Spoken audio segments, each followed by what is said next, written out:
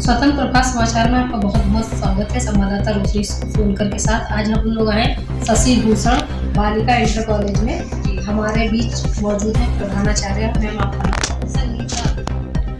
जैसा कि मैम आप इस विद्यालय की प्रधानाचार्य हैं, तो आपको इस विद्यालय में कितना समय हो गया है और प्रधानाचार्य का जो पद होता है, ओहदा बहुत अहम होता है विद्यालय में, तो इस बीच आपको कौन कौन सी चुनौतियों का सामना करना पड़ा, इसकी विस्तार से जानकारी दीजिए।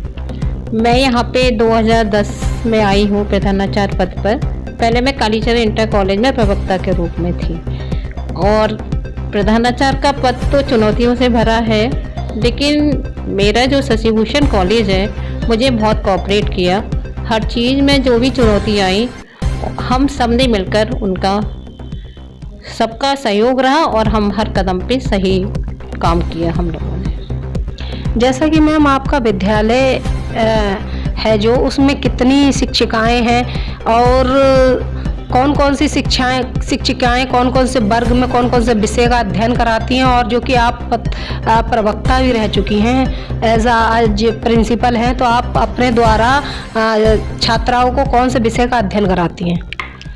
मेरे यहाँ 12 टीचर्स हैं और मैं खुद साइंस की हूँ। विज्ञान मेरा सब्जेक्ट रहा है और मैं अपने यहाँ 9th 10th क्लास लेती हूँ, एक 6th 7th लेती हूँ और उसमें मैं विज्ञान और गणित का अध्ययन कराती हूँ बच्चों को। मैं एक्स्ट्रा क्लास भी लेती हूँ। जो बच्चे गणित में कमज़ोर होते हैं, मैं उनको बच्चों को अलग से शिक्षा भी देती हूँ। विज्ञान में कौन सा विषय आप अध्ययन कराती हैं? विज्ञान में मेरा भौतिक विज्ञान रहा है, क्योंकि मैं प्रवक्ता भौतिक विज्ञान की थी कालीचरण में, तो मैं अब भी भौतिक विज्ञान से ही संबंधित चीज़ें पढ़ाती हूँ। कौन कौन से वर्ग में कौन कौन से विषय हैं, कितने वर्ग हैं आपके विद्यालय में? मेरे यहाँ केवल कला वर्ग से संबंधित है, उसी से सब्जेक्ट। आर्ट साइड है मेरे कॉलेज में, कॉमर्स और साइंस का वर्ग नहीं है। जैसा कि मैम विद्यालय में शिक्षा के अलावा कोई अदर एक्टिविटीज़ पे क्या विशेष ध्यान दिया जाता है? हाँ, हमारे यहाँ खेल कूद होते हैं, सांस्कृतिक प्रोग्राम, हम लोग राज्यपाल तक मेरे बच्चों ने पार्टिसिपेट किया है। हम लोग स्काउट गाइड के प्रोग्राम्स कराते हैं। बहुत सारी जगह मेरे बच्चे गए हैं। गेम्स में थोड़ा कम गए हैं, गेम्स में मेरा टीचर्स नहीं है।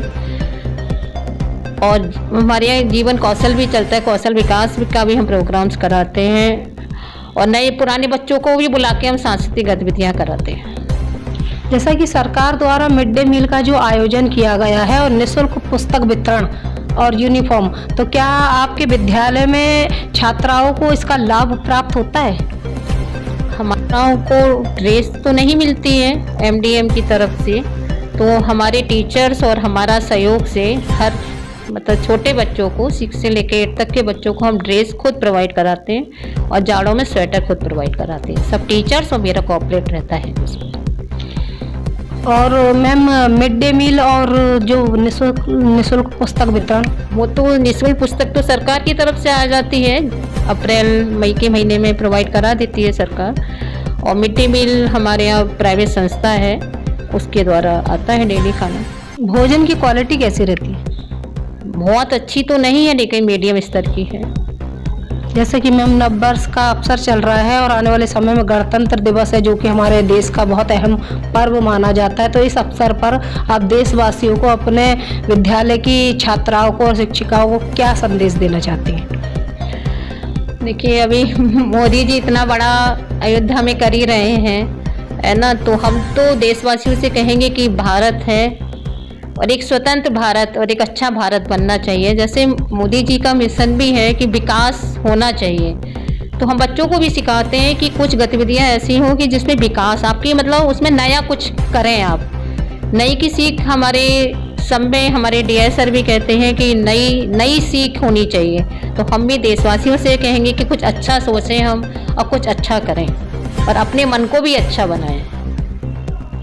मेरे और मेरे स्वतंत्र प्रभात मीडिया की टीम की तरफ से आपको बहुत बहुत शुभकामनाएं। आपको भी नववर्ष की बहुत सारी शुभकामनाएं और आप हमारे यहाँ फिर आएँ। Thank you ma'am. Camera women Purnima Sonkar के साथ संवाददाता रोशनी सोनकर।